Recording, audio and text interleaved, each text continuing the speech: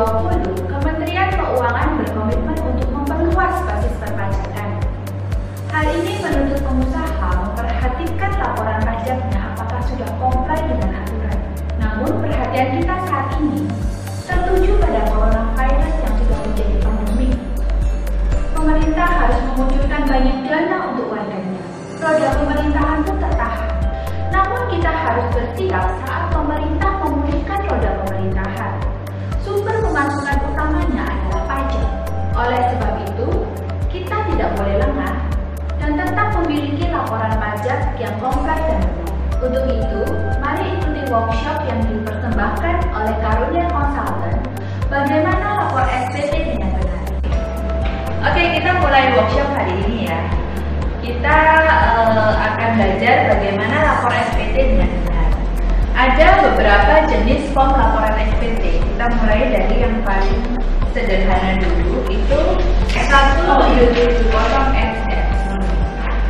Form ini dipakai untuk wajib pajak yang dia dapat penghasilan itu setahun nggak lebih dari 60 juta. Jadi sangat simpel dan cuma satu lembar ini aja. Kemudian kita punya 1770S.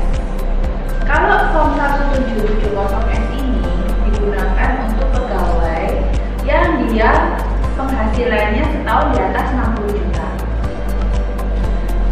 Dan dia punya penghasilan lain ya, selain dari bekerja di perusahaan. Lalu kemudian ada form 1770. Ini digunakan bagi pengusaha. Nah, kalian yang UKM, kalian yang punya usaha sendiri, pokoknya itu pakainya di form 1770. Dari beberapa form ini ada beberapa lembar yang intinya itu kita diminta untuk melaporkan penghasilan dan juga harta juga kewajiban kita. Nah, supaya lebih gampang kita siapkan form yang isinya cuma 2 lembar untuk merangkum terlebih dahulu sebelum kalian mengisi SPT dan form SPT yang dilaporkan. Nah, untuk penghasilan sendiri itu dikategorikan menjadi 3 berdasarkan pajaknya yang terutama. Yang pertama itu adalah kategori penghasilan dikenakan pajak non-final. Kalau dia non-final berarti nanti akan diakumulasi dan dihitung kembali menggunakan tarif 17 yang tarifnya itu dari 5% sampai 30%.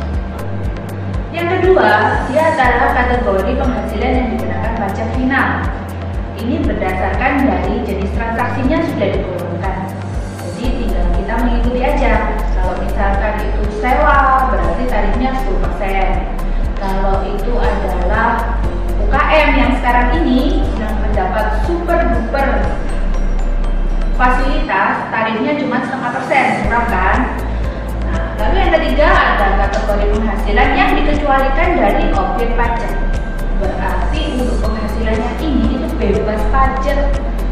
Tidak ada pajak yang harus dibayar kalau kita menerima pendapatan dari kategori-kategori ini. Apa saja nanti kita akan bahas satu-satu ya. Oke, sekarang kita masuk yang pertama. Kalau penghasilan non-final itu saya bagi lagi menjadi 2. Dia adalah penghasilan yang kita peroleh secara aktif, jadi dari kegiatan usaha kita yang aktif, dan yang pasif. Kalau yang aktif itu berarti dari gaji, komisi, penghasilan dari usaha kita, atau yang lain-lain lah. Pokoknya kalau kita beraktivitas, kita mendapatkan penghasilan. Kalau dia yang pasif, itu berarti penghasilan yang kita peroleh dari aset yang kita miliki, simpanan yang kita miliki, investasi yang kita miliki, tapi yang dia masuk ke dalam kategori non-final. Contohnya apa aja? Misalkan kita punya uang lebih, lalu kita pinjamkan ke saudara kita, terus kita dibayar bunga. Nah, dari bunga yang diterima itu menjadi penghasilan non-final yang sifatnya pasif. Kemudian kalau misalkan kita punya perusahaan ya, kemudian kita franchise-kan dan kita dibayar royalti dari franchisee franchisor kita ya, maka itu juga termasuk dalam kategori penghasilan non final yang pasif. Lalu misalkan kita punya mobil, kita rentalkan, disewa-sewain nih ya, dapat duit kan. Nah itu juga masuk ke dalam penghasilan non final. Kemudian kalau misalkan kita beli emas, nah emas kan lagi mahal-mahalnya sekarang ya, kita jual emas gitu. Dulu kita beli waktu emas 1 gram itu cuma 300.000. Sekarang kita jual emas per gramnya 800.000. Berarti kita memiliki keuntungan sebesar 500.000 per gramnya. Nah, atas keuntungan itu jangan lupa pajaknya dibayar dan disetor. Mekanisme perhitungannya melalui PPh pasal 17 yang kita ketahui tarifnya itu 5-20%. Bentar ya.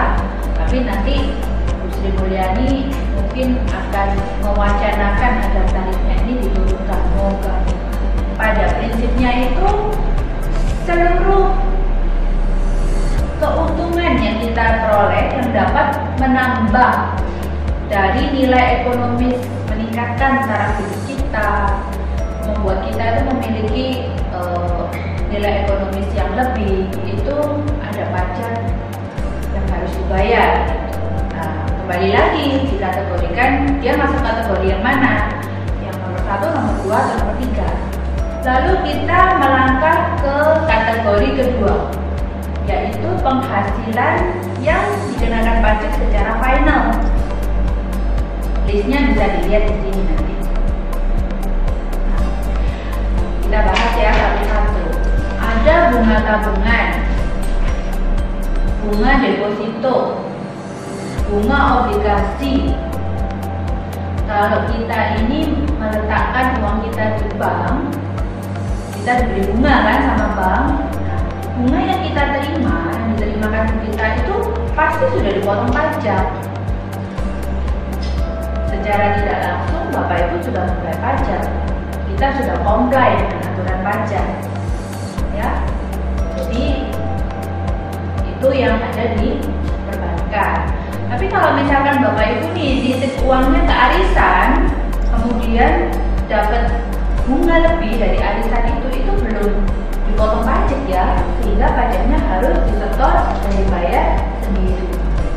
Oke, kita kembali lagi ke list yang ada di sini. Kemudian ada saham di BEJ. Seringkali kita ini main-main saham, tapi ada yang main offshore kalau nggak salah ya. Bilangnya sih main saham di bursanya Amerika, main sendiri. Sahamnya ini tidak listing di dalam BEJ.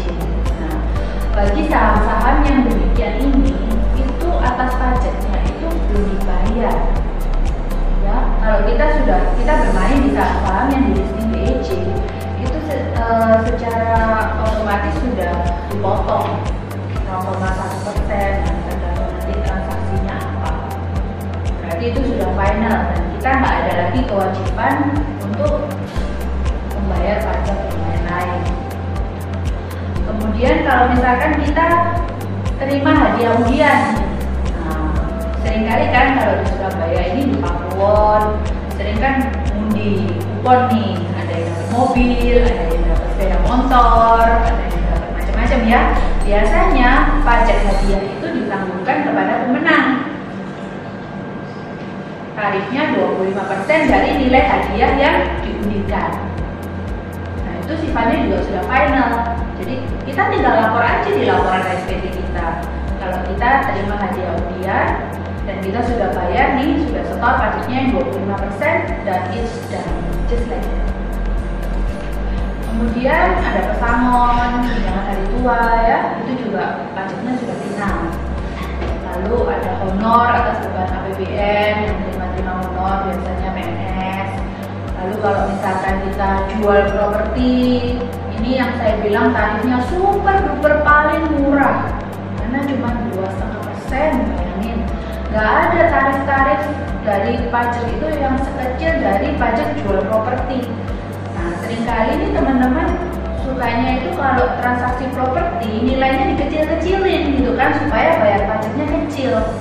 Padahal nanti dampaknya ke depan pada saat uang yang kita dapatkan dari menjual properti ini kita belikan properti yang lain, ya kan? Itu kan jadi selisih kalau misalkan kita kecilkan. Misal nih kita jual rumah harga 3 miliar, kemudian kita beli rumah harga 4 miliar. Nah, tapi atas transaksi penjualan rumah kita yang pertama 3 miliar ini kita kecilin menjadi 1 miliar, ya. Lalu pada saat kita beli properti yang 4 miliar itu kita hanya kredit dari bank misalkan 1M. Nah, pajak akan mendeteksi kok ada selisih, punya uang hanya 2 miliar tapi bisa beli properti senilai 4 miliar. Nah, masalah ini nanti akan kembali kepada kita. Maka kalau mau mengecilkan nilai transaksi dari jual beli properti harus punya planning yang jangka panjang. Lalu kemudian kalau kita sewa properti, kalau misalkan kita punya banyak nih tabungan properti, kan ada nih orang-orang yang suka menabung itu di properti. Kalau punya uang itu dicicilkan properti, sehingga pada saat dia pensiun kerjaannya cuma sewa-sewain properti yang dia punya. Nah, jangan lupa kalau kita menyewakan properti yang kita punya itu ada pajaknya, nilainya 10% dari nilai sewanya, dan itu sudah final. Berarti tidak perlu lagi diakumulasi dan dihitung dengan tarif yang sebelumnya 5-30%, itu tidak perlu. Lalu berikutnya ada dividen. Saat ini itu kalau misalkan dari PT membagikan laba ditahannya kepada pemegang sahamnya, itu dipotong pajak dividen 10%. Jadi itu sudah final, kita yang menerima tinggal melaporkan saja. Lalu misalkan ada penghasilan yang lain ya, yang mungkin nanti diatur secara Kementerian Keuangan tapi belum tercover di dalam semua. Nah, oke, kira-kira yang penghasilan final itu seperti itu. Jadi tarifnya sudah ditentukan, tidak bisa ditawar, dan sifatnya tidak terakumulasi dan tidak lagi dihitung kembali dengan tarif yang 5-30%. Karena pajak ini prinsipnya itu hanya dikenakan satu kali, tidak ada pajak berganda. Jadi tenang aja, kalau kita sudah mengidentifikasi dengan betul, melaporkan dengan betul, tidak akan ada pajak tambahan yang terhutang. Sekarang yang ketiga, penghasilan yang bebas pajak. Nah, ini yang kita tunggu-tunggu. Semua orang itu paling seneng kalau dapat yang satu ini. Jadi atas perolehan yang kita peroleh dari penghasilan-penghasilan yang ada di dalam list ini, itu bebas pajak. Kita bahas satu-satu ya. Yang pertama adalah hibah. Nah, tapi jangan lupa kalau sesuatu yang bebas itu selalu ada syarat dan ketentuan. Yang pertama adalah hibah. Hibah itu berarti kita memperoleh sesuatu diberikan dari orang tua kita atau anak kita. Berarti satu derajat atas, satu derajat bawah. Hanya itu yang bebas. Kalau misalkan kita memberikan kepada saudara sepupu kita, adik kita, kakak kita, itu tidak bebas pajak. Ya, jadi dipenuhi dulu ketentuannya, maka bebas pajaknya boleh diklaim. Kalau hibah itu apa sih bedanya sama warisan? Seringkali kan orang bertanya-tanya seperti itu. Wah, saya ini juga terima nih dari orang tua saya, tapi orang tua saya sudah meninggal dunia. Nah, berarti yang diberikan itu adalah warisan, bukan hibah. Kalau hibah itu yang si pemberi masih hidup, kalau warisan itu si pemberinya sudah meninggal dunia. Oke. Ada yang pernah datang ke kami mengatakan, Bu, saya ini dapat warisan rumah. Warisan kan? Kok saya disuruh bayar pajak? Nah, untuk transaksi properti itu harus dibedakan. Bagi si penjual membayar pajak penjualan, bagi si pembeli membayar biaya perolehan hak atas tanah dan bangunan tersebut. Jadi BPHTB ini bukan pajak penghasilan, sedangkan yang dibebaskan adalah pajak penghasilannya. Sehingga yang 5%-nya BPHTB-nya tergantung tarif yang berlaku di masing-masing daerah ya, itu tetap terhutang untuk membalik nama sertifikatnya dari pemberi kepada kita, si penerima. Jadi BPHTB tetap harus dibayar, yang pajak penghasilannya itu bebas karena warisan.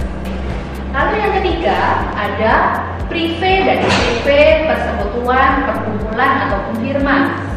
Nah, kita tahu kan dalam berusaha itu ada 3 jenis badan usaha.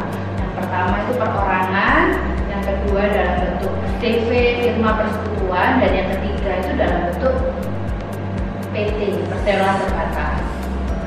Untuk yang berada di kategori yang CV ini, itu jika kita sebagai pemilik menarik prive keuntungannya, itu sudah bebas pajak. Kita hanya perlu melaporkannya di SPT pribadi kita masing-masing. Lalu yang keempat itu ada klaim asuransi. Nah, ini yang seringkali para wajib pajak ini merasa begini, klaim asuransi kan bebas pajak, berarti nggak perlu dong saya tuliskan kalau saya punya polis asuransi di harta saya. Itu tidak memenuhi syarat dan ketentuannya dari penghasilan yang bebas pajak. Ya, klaim asuransi yang kita terima ini memang bebas pajak, tapi atas polis yang kita bayarkan setiap tahun itu harus dilaporkan di daftar harta yang kita miliki. Kemudian yang berikutnya, kalau misalkan kita punya anak mendapat beasiswa untuk studi ke luar negeri, ya, kita juga bisa mencatatkannya bahwa atas beasiswa yang diperoleh oleh anak kita itu sudah tidak lagi terhutang pajak, hanya mencatatkan di dalam lembar penghasilan kita saja. Kira-kira itu penghasilan yang bebas pajak yang harus dilaporkan di dalam laporan SPT tahunan kita. Kemudian kita beralih ke form SPT tahunan ya, di mana kita diminta untuk melaporkan harta dan kewajiban yang kita miliki. Kenapa sih kok kita ini harus melaporkan harta? Pertanyaannya kan begitu. Nah, banyak sekali orang-orang yang tidak melaporkan harta yang dimilikinya. Dulu zamannya sebelum teks amnesti itu banyak sekali mereka tidak melaporkan, dan itu tidak begitu menjadi masalah selama harta itu tidak dimutasikan. Tapi sekarang ini database dari perpajakan sendiri sudah sangat luas. Jadi pajak sendiri mendapatkan informasi dari para instansi terkait yang mencatat kepemilikan harta kita. Nah, kalau kita tidak melaporkan, nanti kita masuk ke dalam kategori melaporkan pajak tidak dengan kondisi sebenarnya. Nah, itu nanti ada sanksinya lagi, jadi repot ya. Jadi ada baiknya kita memahami harta apa saja sih yang harus kita laporkan supaya kita comply dengan aturan perpajakan di Indonesia. Nah, di form yang saya berikan ini ada terdaftar list dari keterangan kode aset yang sudah diberikan dari Dirjen Pajak sendiri untuk mencatatkan laporan kita di SPT tahunan. Kalau kita cermati satu persatu sampai sepeda juga dikasih kode ya, 041. Lalu kemudian ada tanah dan bangunan itu 062. Kemudian ada logam mulia, emas batangan, emas perhiasan, platina batangan, logam mulia lainnya itu di 051 ya. Kemudian ada saham yang dibeli untuk dijual kembali, saham, obligasi, investasi, piutang lainnya, piutang afiliasi, itu semua sudah ada kodenya, tinggal diikuti saja. Oke. Kemudian kita juga diminta untuk melaporkan kewajiban kita. Kewajiban itu apa aja sih? Berarti kan pinjaman ya, bank kepada pihak ketiga, kepada bank, kepada leasing company, kepada saudara, teman dan sebagainya. Nah, di mana aset dan hutang dan kewajiban yang kita laporkan ini itu akan menjadi dasar dari analisa kantor pajak menentukan secara sistem kalau sekarang ini apakah laporan kita ini sudah sesuai dengan keadaan kita atau tidak. Ya, mereka sudah punya artificial intelligence yang bisa mengidentifikasi kira-kira laporan yang Bapak Ibu berikan ini yang dilaporkan itu sesuai nggak dengan keadaan Bapak Ibu yang sebenarnya. Maka kalau kita melaporkan dengan tepat, maka kita akan lolos dari radar dan juga announcement yang secara sistem akan memberikan tanda kepada Bapak Ibu yang laporannya nggak balance, kira-kira seperti itu. Bapak Ibu seringkali ya di dalam kewajiban itu kita sering tidak mencatatkan karena pertimbangannya buat apa sih kok hutang itu sampai dilapor-laporkan, buat apa sih orang kok perlu tahu kita punya hutang apa aja. Tapi Bapak Ibu perlu pertimbangkan bahwa beberapa data jika kita berhutang di bank seperti KPR, KB, hutang kartu kredit, KTA itu secara sistem itu sudah bisa ditarik datanya oleh Ditjen Pajak. Apa keuntungannya kita melaporkan kewajiban kita? Kewajiban yang kita miliki ini mungkin bisa membuat kita yang secara radar itu tidak balance, laporannya menjadi balance. Karena kalau kita sendiri ketahui, misalkan kita melaporkan nih, kita punya penghasilan 100 juta. Dari 100 juta ini 30 juta kita konsumsi, yang 50 juta kita simpan di tabungan, lalu kita beli mobil harga 50 juta. Nah, kan secara sistem akan mencatat ini ada yang tidak balance. Kenapa dapatnya 100 juta kok bisa kita menyimpan dan mengkonsumsi lebih dari 100 juta? Ternyata atas mobil yang kita beli itu kita kredit dari leasing company atau dari perbankan. Nah, maka dengan adanya pelaporan kewajiban ini itu kita laporannya menjadi balance. Kira-kira seperti itu ya fungsinya melaporkan kewajiban. Nah, Bapak Ibu jangan lupa kalau kita juga diminta untuk melaporkan daftar anggota keluarga yang ada di dalam satu kakaknya kita ya, yang punya NPWP, itu ada di bagian C di bawah lembar kewajiban. Jadi ada daftar susunan anggota keluarga, nama anggotanya, NIK, hubungan keluarganya, pekerjaannya apa. Nah, ini juga sebagai analisa dari kantor pajak. Cuman kalau sekarang ini dan nantinya di kemudian hari, ini sistemnya dari Ditjen Pajak sendiri kan akan bisa mengidentifikasi orang-orang yang dalam satu kakak. Jadi kalau kita tidak melaporkan dengan benar, takutnya malah kita yang kena sanksi daripada nanti memiliki masalah tambahan. Gak ada salahnya kan kita laporin siapa aja yang masuk di dalam kakak kita. Oke, kira-kira pemahaman teori yang saya berikan cukup sampai di sini. Saya juga mau ucapkan terima kasih kepada Habitat Eatery yang sudah memberikan tempat pada hari ini buat kita sharing masalah bagaimana lapor SPT dengan benar, ya kan? Kalau kita lihat di sini ternyata Habitat Eatery lagi promo, special promo, pay to get 3. Jadi juga sedang membagikan voucher ya, dimana voucher ini dengan pembelian tertentu vouchernya boleh dipakai sebagai potongan. Kemudian di Habitat Eatery juga bekerja sama dengan Yayasan Grasya Bakti Utama untuk memberikan satu pelatihan. Di sini temanya dukung revolusi mental. Jadi pelatihan ini diberikan kepada siswa-siswi yang kurang mampu, tidak bisa melanjutkan pendidikannya dari SMA, membekali mereka dengan skill kerja untuk mereka bisa bekerja dan mendapatkan gaji yang cukup supaya mereka sepulang dari kerja bisa melanjutkan pendidikannya dan kuliah malam.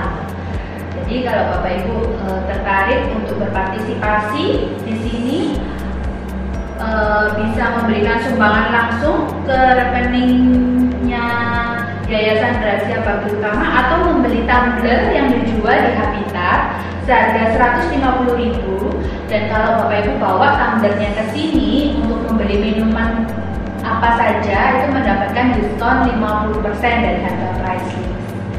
Kira-kira seperti itu. Kita akan masuk ke sesi berikutnya. Terima kasih.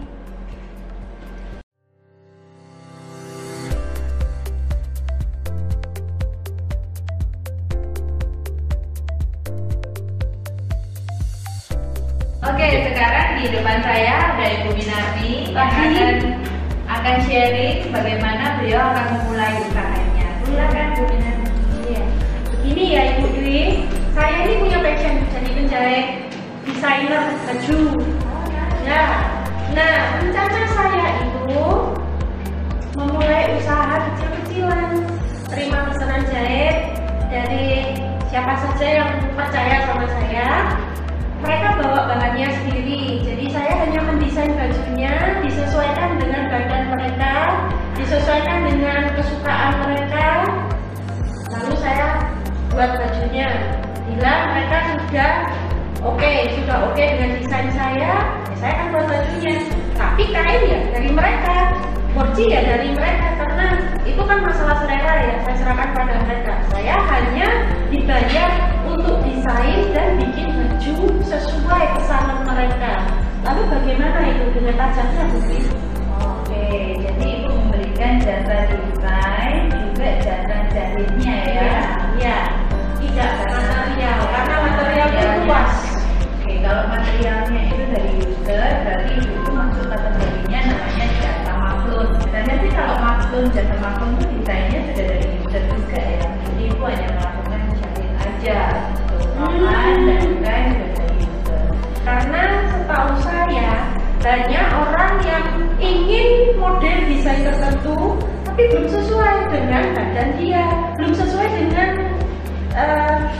hobinya dia atau kebiasaan dia. Mereka biasanya itu karena masa pengaruh tren, mereka mau ikut-ikutan dan belum tentu sesuai dengan diri mereka dan bentuk badan mereka. Karena itu perlu jasa desainer. Oke. Jadi nanti kita akan membuat simulasi ya Bu,